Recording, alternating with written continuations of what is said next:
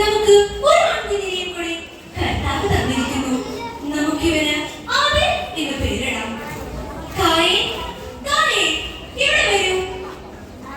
കായീൻ, ഇതാ നിനക്കൊരു സഹോദരനെയും കൂടി കർത്താവ് തന്നിരിക്കുന്നു. അതെയോ, ഞാൻ സന്തുഷ്ടവാനായിരിക്കുന്നു.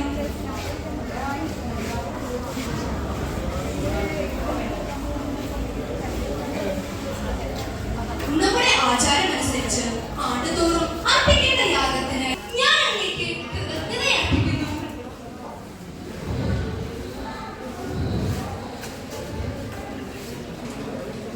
കായീൻ, നീ എന്താണ് കുപിതനായിരിക്കുന്നത്? നിന്റെ മുഖം എന്താണ് വാടിയിരിക്കുന്നത്? ഉചിതമായത് പ്രവർത്തിച്ചാൽ നീയും സ്വീകാര്യനാവുകയില്ലേ? പാപം നിന്നെ പടിവാതിൽക്കൽ നിൽക്കുന്നത് നീ ഓർക്കണം. അത് നിന്നിൽ താല്പര്യം വെച്ചിരിക്കുന്നു.